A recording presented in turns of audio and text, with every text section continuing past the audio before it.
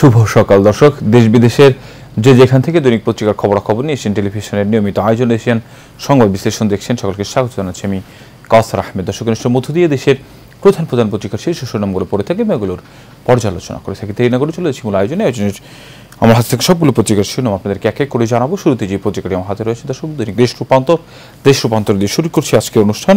আমরা দেখছি অর্থমন্ত্রীর একটি ছবি দেওয়া আছে। রাজধানী ওসমানীর তৃতীয় মিলনায়তনে গতকাল বাজেটোত্তর সংবাদ সম্মেলনে অর্থমন্ত্রী আবুল হাসান মাহমুদ আলী।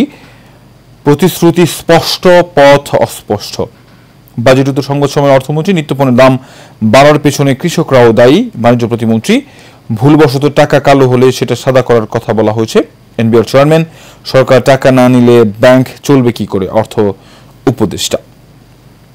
দর্শক, আমরা দেখছিলাম যে সরকার বেশ কিছু এবারের যে বাজেট, সেই বাজেটে বেশ কিছু উদ্যোগ নিয়েছেন। এর মধ্যে সবচেয়ে যে বিষয়টিকে প্রাধান্য দেওয়া হয়েছে সেটি হচ্ছে মূল্যস্ফীতি নিয়ন্ত্রণ করা। কিন্তু মূল্যস্ফীতি নিয়ন্ত্রণ করবার জন্য যেসব উদ্যোগ গ্রহণ করেছে সেগুলোর ফলে বিশেষজ্ঞ যারা রয়েছেন তারা বলছেন মূল্যস্ফীতি নিয়ন্ত্রণ করবার জন্য এবার বাজেটে যে উদ্যোগ গ্রহণ করা হয়েছে সেসব উদ্যোগের কারণে মূল্যস্ফীতি না কমবে না, বরঞ্চ মানুষের উপরে আরও চাপ বাড়বে, করের বোঝা বাড়বে। সেদিকে একটি বড় বিষয়। এবং যেই পথরেখা করা হয়েছে সেটি আসলে স্পষ্ট নয়।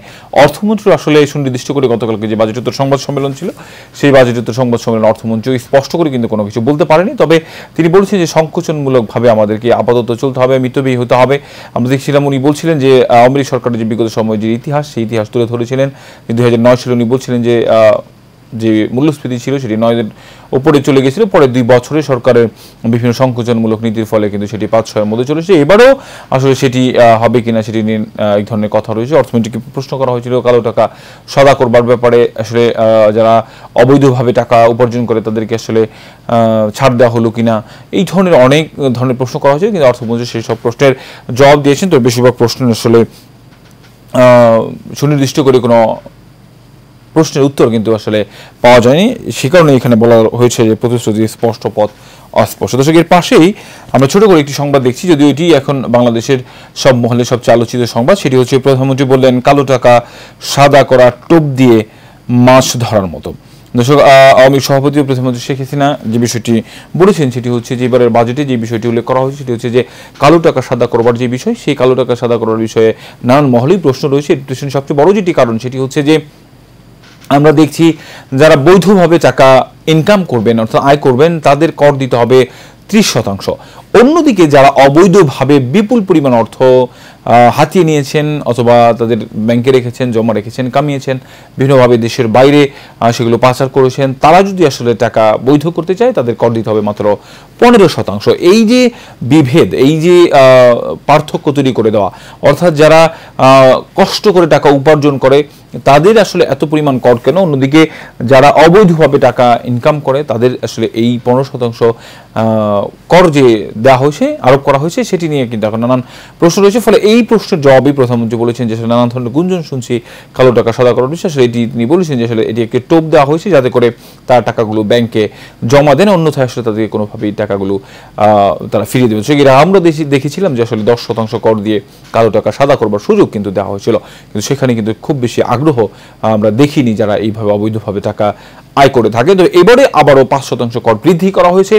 এই বৃদ্ধি করার ফলে আবার কি তাদেরকে আসলে তারা কি টাকা ফেরত দেবে কিনা, বা এই যে বলা হচ্ছে যে আসলে টোপ দিয়ে তাদেরকে মাছ ধরার মতো, এটাকে আসলে তারা টোপ হিসেবে মনে করছে কিনা, যে আসলে তারা যারা টাকাগুলো আয় করেছেন তারা আসলে নিশ্চয়তা পাচ্ছেন না যে আসলে তাদের উপরে কোনোভাবে কোনো ধরনের করা হবে না। কিন্তু বাজেটে কিন্তু স্পষ্ট করেই বলা হয়েছে যে আসলে তাদের আয় কিভাবে টাকাগুলো আয় করা হলো, কোথায় রাখা হয়েছিল, কি করা হয়েছিল, এই ব্যাপারে কোনো ধরনের জিজ্ঞাসাবাদ কিন্তু তাদেরকে করা হবে না। কিন্তু তারপরেও তারা কিন্তু সেটি নিয়ে নিশ্চিত না থাকার কারণেই তারা কিন্তু এই টাকাগুলো আর দেশে ফিরে আসে না। ফলে এই যে সুযোগ বারবার দেওয়া হয়, এই সুযোগ বারবার দেওয়া হলেও কিন্তু খুব বেশি কার্যকর হতে আমরা দেখি না। দর্শকের পাশে আমরা দেখছি ফাঁকিতে পুরস্কার উসুলে তিরস্কার, টাকা সাদা করার সুযোগ, কর ফাঁকিতে উৎসাহ দেবে, বিনিয়োগের লক্ষ্যমাত্রা বাস্তবসম্মত নয়। আমরা যেটি বলছিলাম সেটি গতকালকে সিপিডির যে ফেলো ডক্টর ফাহমি দেখাতো তিনি কিন্তু বলেছিলেন এটি যে আসলে যারা বৈধভাবে টাকা ইনকাম করবে তাদের 30% এবং অবৈধভাবে 15%, সেটি আসলে যারা ফাঁকি দিয়েছে তাদেরকে পুরস্কার দেওয়া হলো এবং যারা উসুল করবে টাকাগুলো দেবে তাদেরকে তিরস্কার করা হলো। সাংবাদিকদের বর্জনে নিশ্চুপ গভর্নর। তিস্তায় ভারত, রোহিঙ্গায় চীন, প্রধানমন্ত্রী সফর, পরপর 2 দেশে যাবেন শেখ হাসিনা। সরকার প্রধানের 2 দেশ সফরে গুরুত্ব পাবে বাণিজ্য। এরপর নিচের দিকে আমরা দেখছি মূল্যস্ফীতি নিয়ে উদ্বেগ আওয়ামী লীগ উপদেষ্টাদের। ফিরেছে কোটা, ফিরছে আন্দোলন, বৃহত্তর আন্দোলনের ঘোষণা শিক্ষার্থীদের। পুনর্বহাল হচ্ছে শুধু মুক্তিযোদ্ধা কোটা। কৃষক কন্যার চড়ে ভারত জুড়ে বিস্ফোরণ।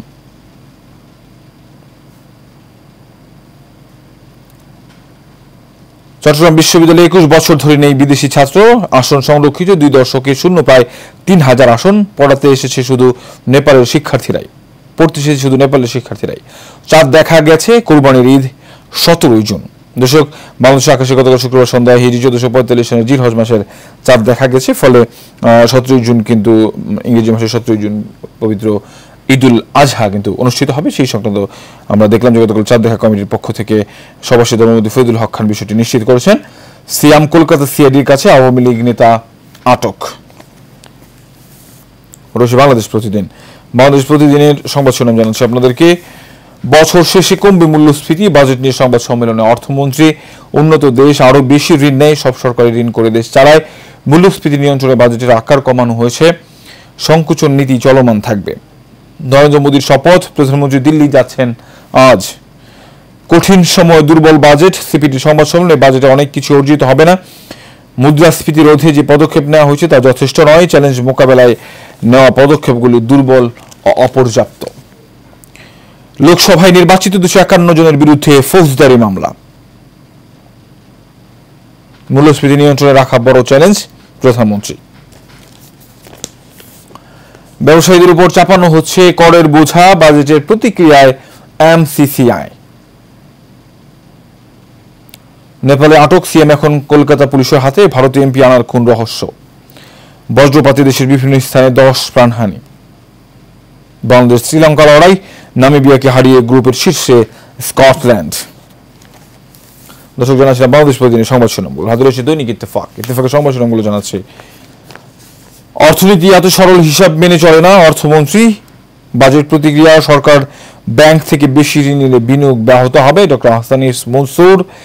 আরো সামঞ্জস্যপূর্ণ হওয়া প্রয়োজন ছিল আর্থিক নীতি, ডক্টর আব্দুর রাজ্জাক। মাছ ধরতে আধার দিতে হয়, কালো টাকা সাদার সুযোগ নিয়ে প্রধানমন্ত্রী। এরপর আর্থিক খাতে স্থিতিশীলতা ফেরাতে বাস্তব দিক নির্দেশনা নেই, সিপিডি। যুক্তরাষ্ট্রকে দেখে আমি মুগ্ধ। এমপি আজিম হত্যাকাণ্ড, নেপালে আটক সিয়াম কলকাতা সিআইডির হেফাজতে। ঝিনাইদহ থেকে আওয়ামী লীগ নেতা গ্যাস বাবু আটক। এরপর রয়েছে যুগান্তর। দর্শক, মূল্যস্ফীতি কমবে বছর শেষ দিকে, অর্থমন্ত্রী। কালো টাকা সাদার সাফাই। বাজেটোত্তর সংবাদ সম্মেলন, বাজেটের মনিটরিং জোরদার করা হবে, বাণিজ্য প্রতিমন্ত্রী। বেজিদের সম্পদ নিয়ে ফৌজদারি মামলা চলছে, সাদা করার সুযোগ নেই এনবিআর চেয়ারম্যান। আয়করে পরিবর্তন, দেরিতে রিটার্ন জমার জরিমানা কমেছে। সিপিডির মূল্যায়ন, সংকট উত্তরণে পদক্ষেপ নিতে বাজেট ব্যর্থ। অর্থনীতির সব সূচকে ক্ষত। মূল লক্ষ্য হওয়া উচিত ছিল মূল্যস্ফীতি কমিয়ে মানুষকে স্বস্তি দেওয়া, বিনা প্রশ্নে কালো টাকা সাদা করার সুযোগ, সৎ করদাতাদের তিরস্কার। আলোচনা সভায় বক্তৃতা করছেন প্রধানমন্ত্রী শেখ হাসিনা। কালো টাকা সাদার সুযোগ প্রসঙ্গে প্রধানমন্ত্রী, মাছ ধরতে আধার দিতে হয়। এরপর নিচের দিকে আমরা দেখি সুদহার বাজার ভিত্তিক করার প্রভাব। 1 মাসের ব্যবধানে বৃদ্ধি 2 থেকে 4%। সুদের হার ও ডলারের দাম বৃদ্ধিতে ব্যবসা খরচ বাড়বে, পণ্যের দামও চাপ বাড়বে ভোক্তার উপর। গত জুলাই থেকে মে পর্যন্ত সুদ হার বাড়ানো হলেও মূল্যস্ফীতির হার কমেনি, বরং বেড়েছে। বন্দরে সন্ত্রাসীকে গুলি করে ও পিটিয়ে হত্যা। এই ছিল যুগান্তরের সংবাদ শিরোনামগুলো। হাতে রয়েছে কালের কণ্ঠ সংবাদ শিরোনাম জানাচ্ছি আপনাদেরকে। মূল্যস্ফীতি কমাতে সংকোচন নীতি, বাজেটোত্তর সংবাদ সম্মেলনে অর্থমন্ত্রী। মূল্যস্ফীতি নিয়ন্ত্রণের পাশাপাশি রাজস্ব আয় বাড়াতে কালো টাকা সাদা করার সুযোগ রেখেছে সরকার। ওসমানী স্মৃতি বিভাগে গতকাল সংবাদ সম্মেলনে অর্থমন্ত্রী আবুল হাসান মাহমুদ আলী। শুল্ক করের চাপে মধ্যবিত্তের ব্যয় আরো বাড়বে। আমরা জানি দর্শক যে আসলে মধ্যবিত্ত শ্রেণীর লোকেরাই আসলে সবসময় একটি বিপাকে পড়ে। তারা আসলে না কারো কাছে বলতে পারে না, সহ্য করার মতো ক্ষমতা থাকে, আসলে ভিতরে ভিতরে ডুকরে কাদার মতো অবস্থা। এবারে বাজেটেও কিন্তু সেই একই অবস্থা আমরা দেখছি। রিজার্ভের চেয়ে বেশি দরকার মানুষের চাহিদা পূরণ। প্রধানমন্ত্রী শেখ হাসিনা প্রসঙ্গ, কালো টাকা সাদা করা, মাছ ধরলে আধার দিতে হয়। এবারে প্রথম মোদীর সম্বোধন অনুষ্ঠানে উপস্থিত থাকছেন শেখ হাসিনা। বিশ্লেষণ, মূল্যস্ফীতি জীবনযাত্রার ব্যয় হ্রাসে ভূমিকা রাখবে, প্রফেসর ডক্টর মোহাম্মদ সেলিম উদ্দিন। সংকট সমাধানে কোনো বিশেষ উদ্যোগ নেই, বাজেট পর্যালোচনায় সিপিডি, মূল্যস্ফীতি রোধে বাজেটের পদক্ষেপ যথেষ্ট নয়, কর ফাঁকি দেওয়ার লোকদের উৎসাহিত করা হচ্ছে। বিশ্লেষণ, স্বল্প মেয়াদে মানুষের কষ্ট লাঘব হবে না। তঞ্জঙ্গাদের প্রথম পেশাদার বক্সার, ইরানের মাহদি সারবাজের সঙ্গে লড়ছেন ইমাম।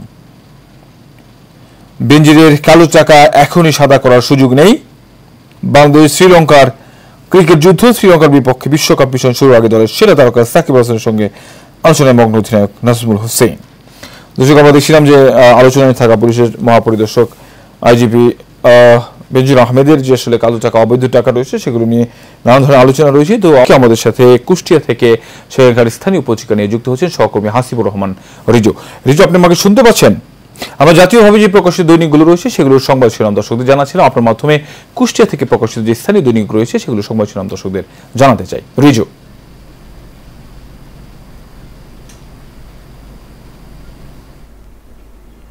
কালচার, শুভ সকাল। সাংবাদিকতার পথিকৃৎ কাঙ্গাল হরিনাথ মজুমদারের জেলা কুষ্টিয়া থেকে আপনাকে স্বাগতম। আমার হাতে কুষ্টিয়া থেকে প্রকাশিত বেশ কয়েকটি দৈনিক পত্রিকা আমার হাতে এসে পৌঁছেছে। আজকের এই দৈনিক পত্রিকাগুলোর মধ্য থেকে যে গুরুত্বপূর্ণ সংবাদ শিরোনামগুলো রয়েছে সেগুলো আমি আপনাকে জানিয়ে দিচ্ছি। আমার হাতে রয়েছে কুষ্টিয়া থেকে প্রকাশিত দৈনিক সত্য খবর। দৈনিক সত্য খবর পত্রিকার আজকের যে প্রধান সংবাদ শিরোনাম, আন্তর্জাতিক মাদক কারবারি একাধিক মামলার আসামি, দৌলতপুরের মাদকের গডফাদার মেহেদির মাদক ব্যবসা থামাবে। আরেকটি সংবাদ শিরোনাম রয়েছে, কুষ্টিয়া মেডিকেল কলেজ হাসপাতালে দুদকের অভিযান, অর্থ আত্মসাৎ ও চুক্তিপত্র অনুযায়ী সকল পণ্য সরবরাহ না করার অভিযোগ।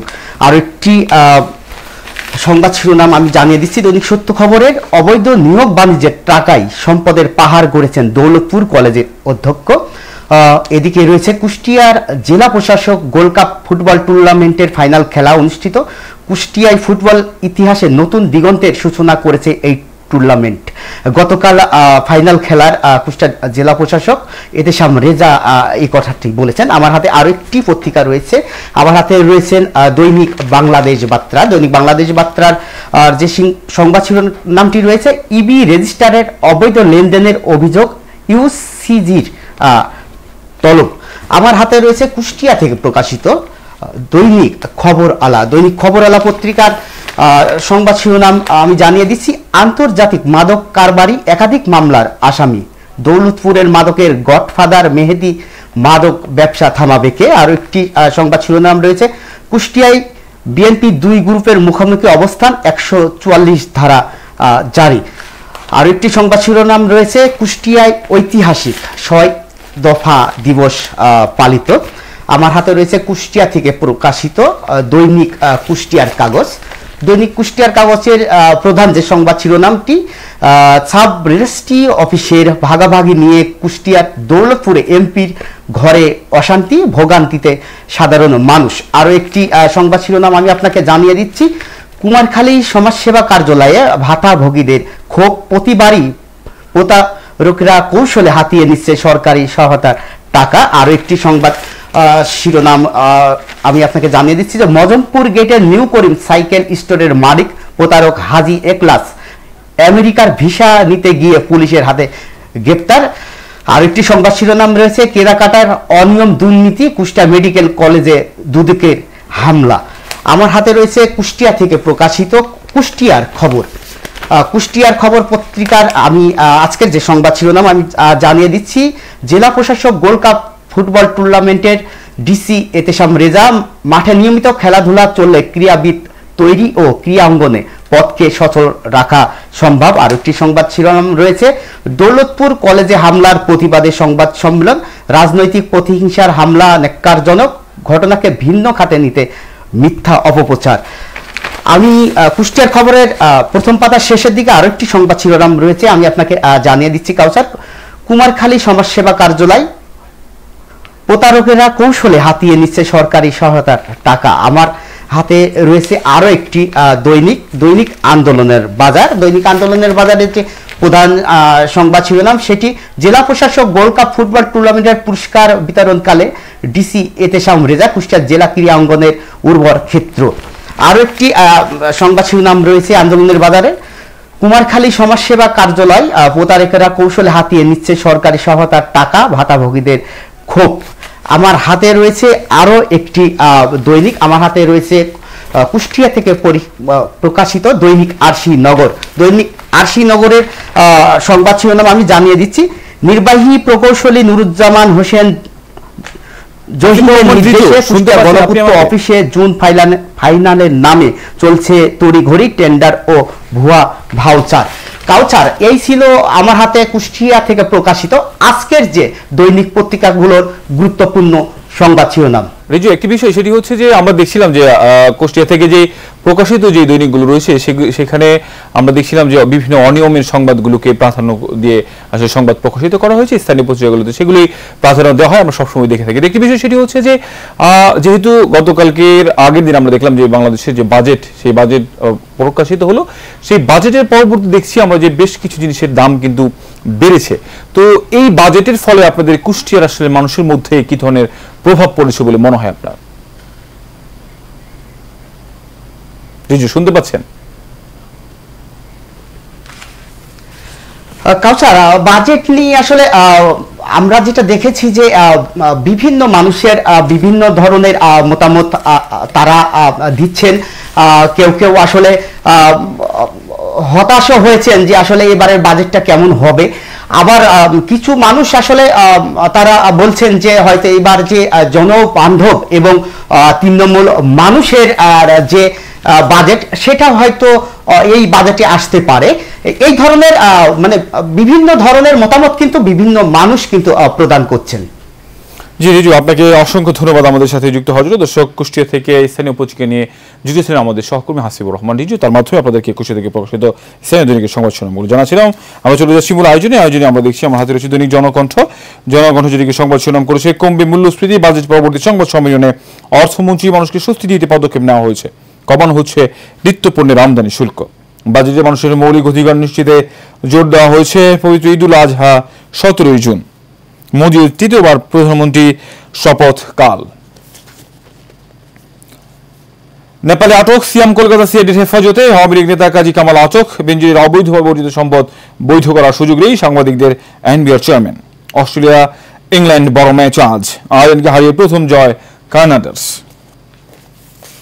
এরপর রয়েছে সময়ের আলো সংবাদ শিরোনাম বাজারে গরম কতটা কমবে, বাজেটেও মিলল না দাওয়া, বেশ কিছু খাদ্যপণ্যের উৎস কর কমানো হলেও সুফল পাওয়ানি শঙ্কা। পেঁয়াজের ঝাঁজ আরও বেড়েছে, ডিম আলুর দাম ও চড়া। বাজেটিত সংবাদ অর্থমন্ত্রী মূল্যস্ফীতি কমার জন্য 6 মাস অপেক্ষা করতে হবে। তীব্র গ্যাস সংকটে বেড়েছে ভোগান্তি। সংবাদ সিপিডি কালোটাকে সাদা করার সুযোগ, কর ফাঁকিতে উৎসাহ দেবে। গতকাল নুসেইরাতে শরণার্থী শিবিরে ইসরায়েলি হামলা নিহত স্বজনদের মরদেহ বহনকারী অ্যাম্বুলেন্সের সামনে দাঁড়িয়ে ফিলিস্তিনি নারীর শোকের মাতম। বজ্রপাতে 2 শিশু ও 3 নারী সহ 6 জনের মৃত্যু। মাস্টারমাইন্ড শাহিনের আত্মীয় আওয়ামী লীগ নেতা আটক।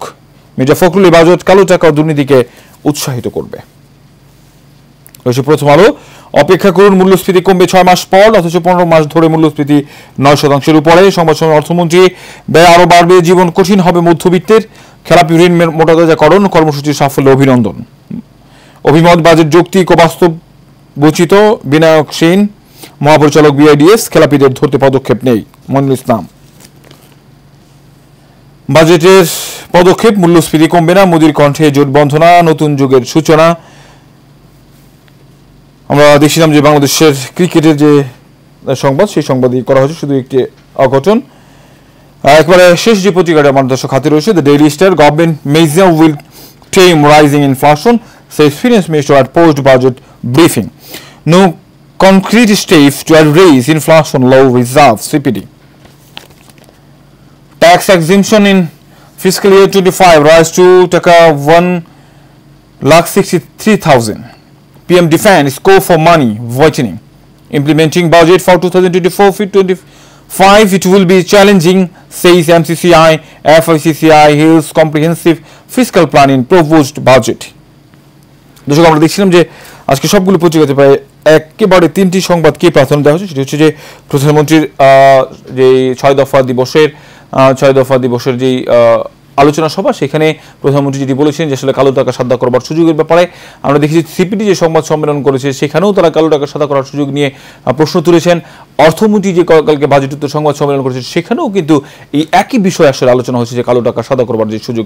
সবগুলো পত্রিকায়, সবগুলো গণমাধ্যম, সব দেশের মানুষের মুখে এখন কি একটাই আলোচনা, সেটি হচ্ছে যে কালো টাকা সাদা করবার সুযোগের ব্যাপারে কেন 15% কর দিতে হবে, এবং যারা সঠিকভাবে ইনকাম করে ভালোভাবে টাকা আয় করে থাকেন তাদেরকে কেন আসলে 30% কর দিতে হবে, সেটি নিয়ে আসলে নানান ধরনের আলোচনা এখনো পর্যন্ত রয়েছে। তবে এটিকে আসলে বলা হচ্ছে যে যারা করদাতা রয়েছেন তারা আসলে অনুৎসাহিত হবেন, এবং যারা এই যে কর ফাঁকি দিচ্ছেন তারা আসলে টাকাগুলো কতটুকু ফিরিয়ে দিবেন সেটি নিয়েও অনেক প্রশ্ন রয়েছে। দর্শক, একেবারে শেষ মুহূর্তে রয়েছে দৈনিক পত্রিকার খবর নিয়ে এশিয়ান টেলিভিশনের নিয়মিত আয়োজন সংবাদ দেখা হবে একই জায়গায় একই অনুষ্ঠানে। তখন পর্যন্ত ভালো থাকবেন, সুস্থ থাকবেন। ধন্যবাদ সবাইকে।